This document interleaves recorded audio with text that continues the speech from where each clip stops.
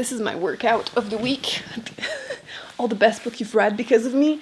It's a lot. Everyone, it's Emily Fox. This video was supposed to be about my most recommended books of all time, but I'm tweaking it a little bit because I asked you what are the best books that you've read because of my recommendation, and I realized that it's mostly the same thing, so it's kind of a two-in-one video. I know a lot of people have been discovering my channel and just reading in general with the lockdown, the pandemic, so I thought I would do an overall, my best recommendations, the ones that I recommend the most and that you will hopefully like because a lot of you have.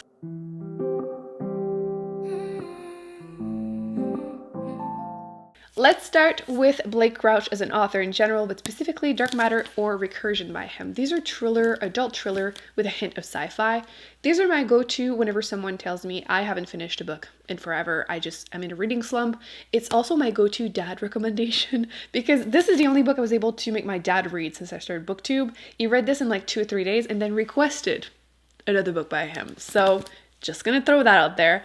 These are definitely not for someone that likes really flowery, complicated language, which I feel makes them really accessible and perfect for someone that once again hasn't finished a book. They read like a movie, straight up. A ton of twists. I had no idea where they were going whatsoever. The characters are a little 2D, but I feel like, again, it works if you just want to get to the point and you want a very action-driven kind of story. Love both of these. I feel like they're really, really popular for a reason. If you're a huge fan of him, I would pick up the Pine trilogy, Wayward Pine series, but I feel like his weaknesses are more obvious in this one. But if you like the twist at the end of the first book, you're going to enjoy the whole trilogy. Very unique concept. There's also a TV show. By the way, if you notice that the shelf in the back is all messy, it's because most of these books were in the background on that shelf. Whenever someone wants a recommendation, I'm not sure whatever they like, and I want to make sure they like it because for some reason, sometimes it's terrifying to recommend one book to someone. What if they don't like it and they judge you? What if I forgot something weird happens in it?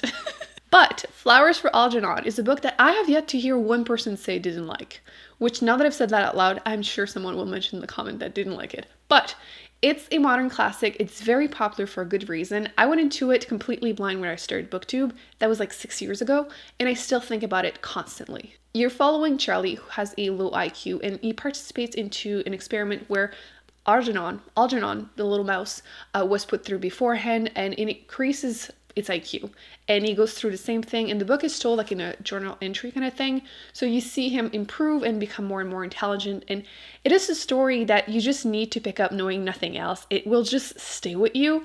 I cannot believe that they make kids read this in school. Like how no, why would you torture them like this? But I absolutely loved it, and once again, like I said, I have yet to have had one person that I recommend this book told me that didn't like it, and I was really surprised that a lot of you had never heard of it and you discovered it because of me, so I'm glad because this is just awesome. Brandon Sanderson as an author. I'm a little surprised that a lot of you discovered him or decided to finally pick up a book by him because of me, because the same thing happened to me. It is because of Booktube. I had never heard of him. I mean, in school, I feel like I had never had time to read, and I have devoured pretty much every single one of his books, so I would recommend pretty much any of them to anyone, except maybe the Reckoners series. I wouldn't recommend starting with that one, but I'm planning on doing a beginner's guide to Brandon Sanderson before the end of the month, so I'll link that down below once it's up. But you can't go wrong with him, especially his adult fantasy books. The world building, the magic system is ending. It's always good. You can't go wrong. Forget this cover though, it's so ugly. But Warbreaker is a great way to start. You can even find the PDF for free on his website, so if you don't have access to English book very easily, I would recommend that one. But in general, you can't go wrong with him. If you like adult fantasy, or if you want to try it, just pick up Sanderson. You can go wrong. But let's be honest, most of you associate my channel with sci-fi, which I did it to myself. About 20-25% of my reading every year is sci-fi, but I've done a ton of beginner's guide to sci-fi because it's a genre that is super intimidating. I don't feel like we see it that much compared to other genres, especially on bigger channels on Booktube or even TikTok.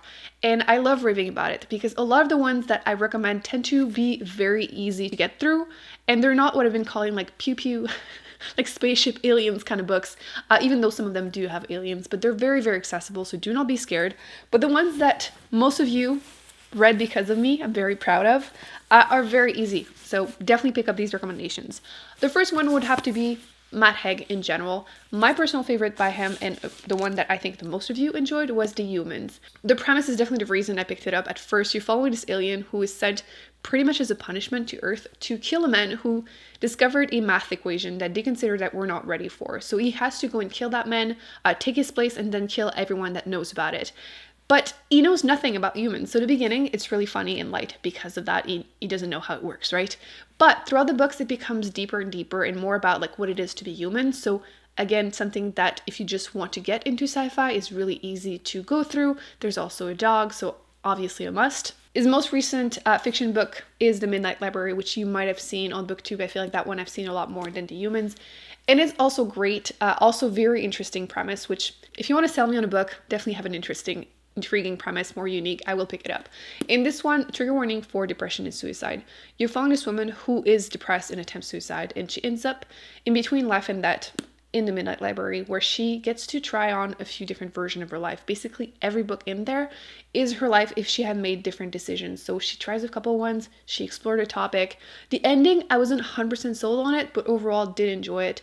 Do not start it late at night though. You will want to finish it instantly. So I made that mistake, don't do it, but I really enjoyed it. Again, if you are in a slump, that's something I would highly recommend. I think if you had to choose one author to associate me with, it would have to be Becky Chambers, which I am totally okay with. I love her. And she has very unique sci-fi books because they tend to be overall wholesome and very like comforting. There's just something about her writing that works. They're very character driven. She uses aliens to talk about topics like friendship, gender, and it's just, you need to pick them up. The one that is the most well-known would have to be The Long Way to a Small Angry Planet. I feel like if you've seen any video on Booktube about sci-fi, you've definitely seen her book. This one is also very like YA reader friendly if you want to get into adult sci-fi.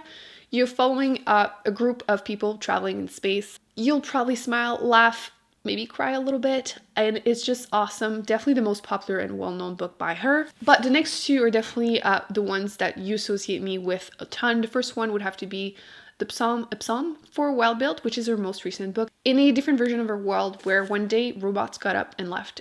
They just don't want to deal with us. And you're following this non-binary monk trying to figure out what they want to do with their life. And it's great. Highly recommend it. Once again, very character driven. But my favorite by her, and the one that you have read because of me the most, To Be Thought Fortunate, which I love that book. This is the only book I have reread on Booktube. This is the only one. I read it twice in 1 year. It's not big, not a lot of commitment. It's probably her less wholesome book, but there's just once again something about the way she writes. You're following 4 astronauts that are sent in a different solar system to try and explore a few planets and moons, trying to see if they can find signs of life. And you follow them through this journey. It's really short and quick, but really intense. And I have to mention, as always, the beginning, because it starts with like, please read this. If you read nothing else we've sent home, please at least read this. And you just can't put it down. Absolutely loved it. And look at that cover. It's awesome. So yes, if you only pick up one book by her, there's more of a chance I feel like people might like this one, but there's just something about this one. I love it. Clearly. A few of you did mention that you read A Little Life because of me. I feel like everyone has been reading this book, and for a good reason. I personally have been calling it torture porn because it kind of is. But I loved it. But I wanted to mention the sci-fi version of it because a lot of people have read that one and want to have their heart broken all over again. I got you. The Sparrow, which is becoming, is it a movie? I think a TV show, hopefully. I adore this. This premise is a little wild, but bear with me. Humanity hears sounds coming from a different planet, music, singing, and who has the means to send a team very quickly to make contact? Religious organizations. Again, bear with me. So you're following the Society of Jesus that builds a team that consists mostly of priests that are sent to make contact with aliens. And it's more, once again, it's not like pew-pew aliens. It's definitely more like anthropology, trying to understand how their society works. And trigger warnings, there's a reason I'm saying that it's like the alien version of this because it's intense. Because a different timeline, you're following the only priest that made it back. He's completely traumatized. He's refusing to explain what happened. And I loved it. The characters, there's just, I loved it. You need to read this if you can stomach it, obviously. A more intermediate level of sci-fi. I need to do a video about that. I've done a few beginner ones, but intermediate level. A lot of you have read and loved Children of Time. In this one, you're following a version of humanity that is more advanced. They have been trying to experiment on a planet, trying to recreate evolution. So they send monkeys and a special serum to accelerate evolution. But the monkeys don't make it on the planet. just the serum. But while we were doing that, obviously humanity effed up, the planet is dead, so the remnant of humanity are trying to find a place to live, and they go to this planet, and it ends up being humanity against giant intelligent spiders. And it's actually really, really good. The ending I did not expect. I feel like it takes me more and more nowadays to be surprised by an ending, but this one was awesome. I feel like a lot of you also liked it. I should probably make some space for you to see.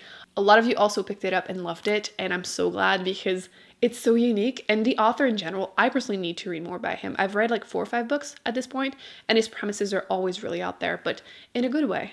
One more well-known book. After that, I'm going to talk about some underrated ones that I feel like a lot of you more and more are going to read and love. So let's talk about this one. If we talk about unique premises, this is the book to mention. The 7.5 Deaths of Evelyn Hardcastle. I'm saying and a half because the newest edition has the F.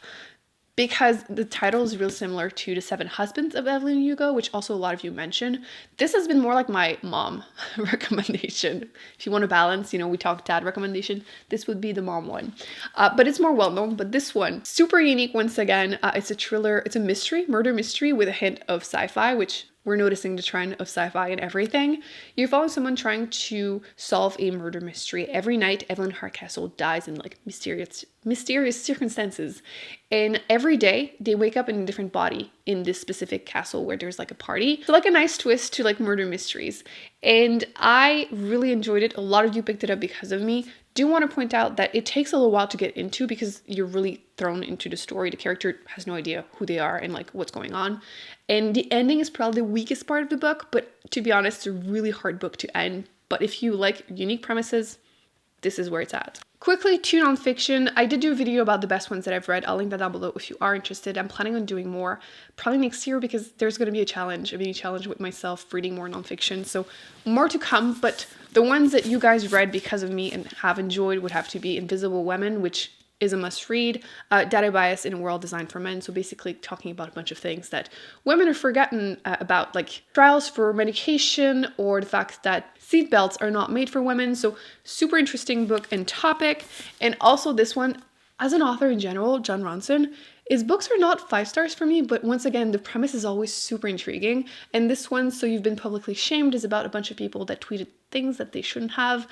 I wish he would do like an updated version because since then, a ton more people effed up, but super interesting book. And if you have the chance, do recommend his audiobooks whenever he is the one narrating them because he's just socially awkward in the best way possible. So recommend for sure. Now, 2 that I have discovered this year that I think in the next year or 2, a bunch of you will have read and loved. The first one is Kindred by Octavia Butler.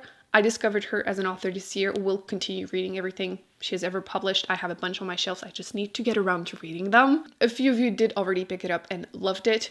It's kind of a historical fiction with, you guessed it, a hint of sci-fi. You're following this Black woman. She's 26 in 1986, I believe, and she is thrown back out of nowhere 150 years prior in the Deep South, and she has to deal with racism, slavery, and it's just a really heartbreaking kind of book, and I will continue to rave about this a ton. It's a really quick read too. It's less than 300 pages. I know a lot of you will pick it up and love it. It's just awesome. And last but definitely not least, I think the next one that a lot of you will pick up and read because it's already started, The Sword of Kaijin. So good. Standalone fantasy, not enough of those. It is a self-published book, which I believe is the only reason it's not more well-known. A bunch more people have been reading it, myself included. I was late. I owned this book 2 years before I picked it up.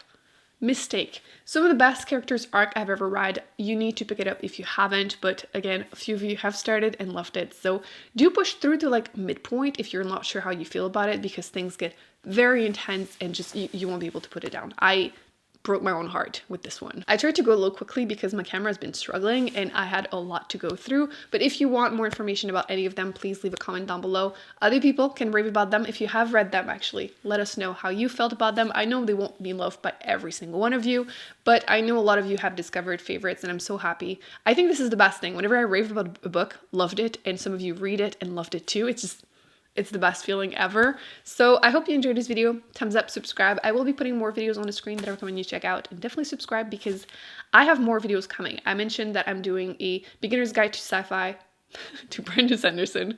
Talked about sci-fi too much. And I'm also planning on reviewing the best and the worst books that were like mystery, thriller, horror that I've read since starting BookTube. So that's coming very soon. I'll see you in my next video. Bye.